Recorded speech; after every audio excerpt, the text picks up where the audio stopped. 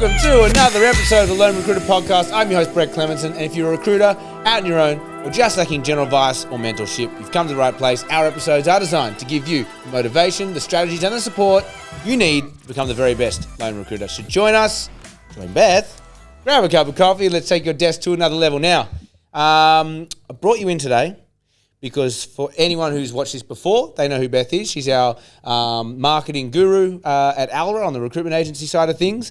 And I wanted to pick your brains in front of the camera for the benefit of everyone at home, just around social trends and branding trends that are happening now and are upcoming. And I mean, if you're listening to this and you're conscious of your personal brand, so whether you work for yourself and you've got a company to market and brand, or you're just a recruiter in a bigger business, but you've got your own personal brand that you want to push and develop and foster, you will have no doubt noticed that this year, 2023, it's got incredibly crowded, incredibly noisy, and incredibly busy on platforms, particularly like LinkedIn, which is our probably main bread and butter.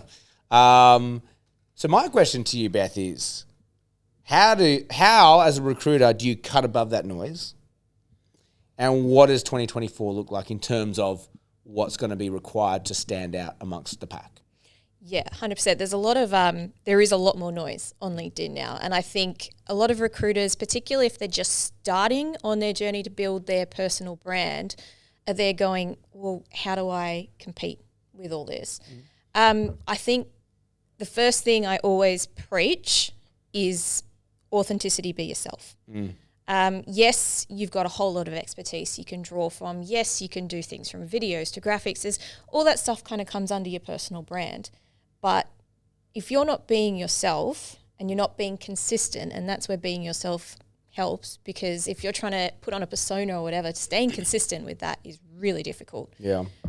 People will connect with you.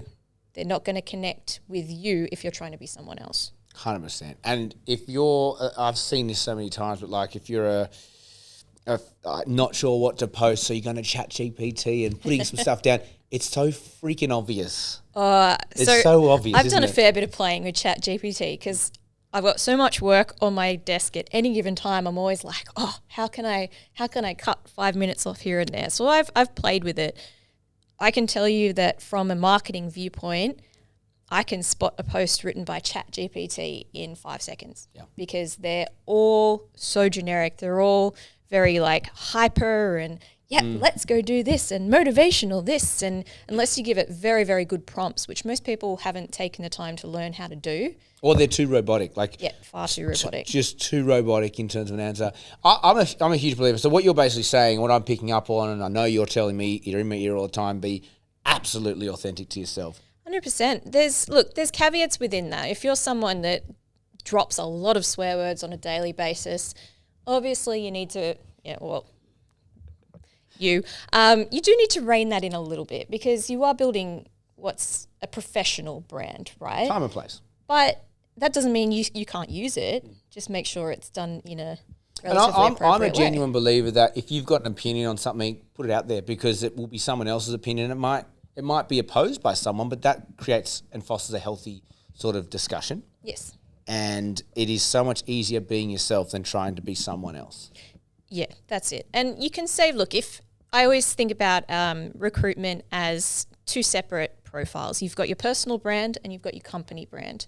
As a new recruiter, or if you're just building your own agency and it's only you, if you have to pick one to focus on, start your personal brand before you start your business brand, because that will flow in.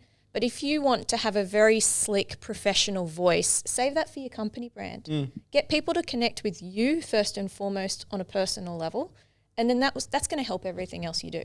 And that's how we've segregated it, isn't it? Because we take the company side of things, and that's real. That's information. That's initiatives, or that's like observations, motivation. Yeah. But then in terms of like anecdotal stuff or personal stuff or commentary or opinions or points of views, we save that for the individuals, right? Yeah. And that's how we break it up, and that's working really well for us at the moment. So is that enough to keep above the masses and to stick your nose out in terms of your competition? What else do we need to be doing?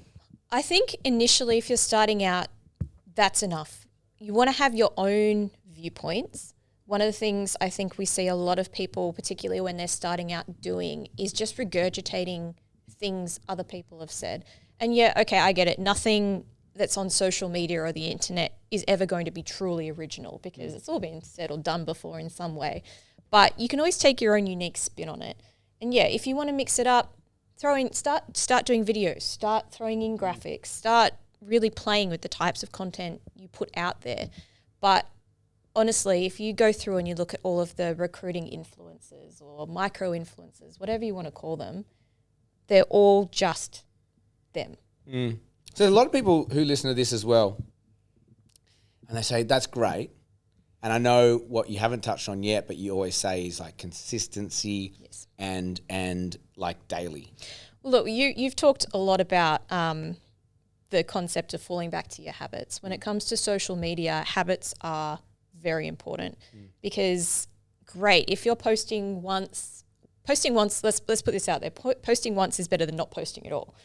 But posting daily is even better.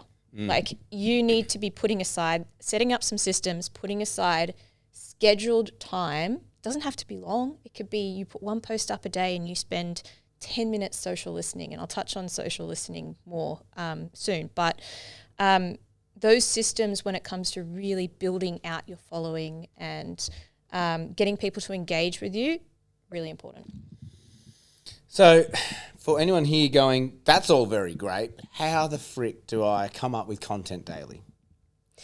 Yeah, that's the hard part, and that's even something I struggle with at times. And I will write 20 posts a week for Aura, for the Lone Recruiter. I do a lot of social media. Your recruiters. The first thing I would pull on as a recruiter are your own experiences because they will be unique. You will have spoken to clients or candidates or had stories pop up that will resonate with other recruiters or candidates. So if you've had a candidate encounter a specific problem in an interview, chances are they're not the only one.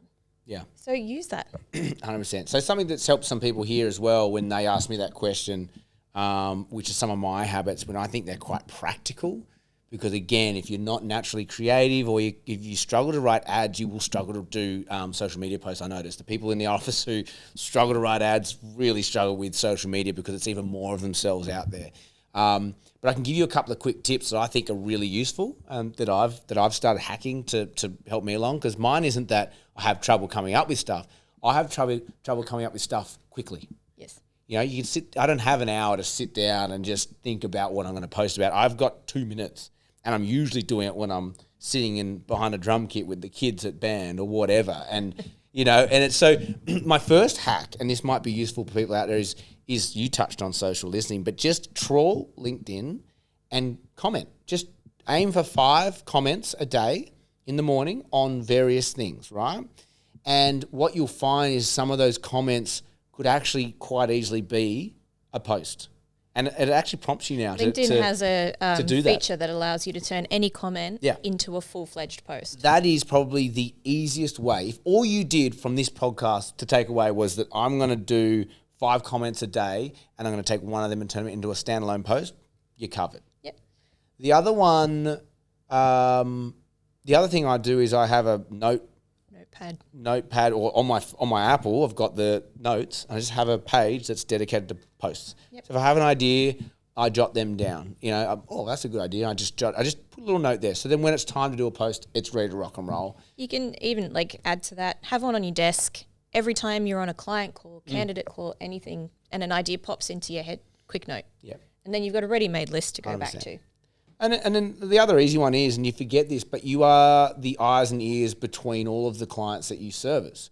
So company A and company B are in the same industry. They don't know what each other are doing. Now, you don't want to give away trade secrets, but if you know that there's a trend happening across all of the sector that people might not be aware of, or people are always curious about what's happening with salaries, people are always curious about turnover, people are always curious about what's happening from company to company, maybe you've got some commentary on that.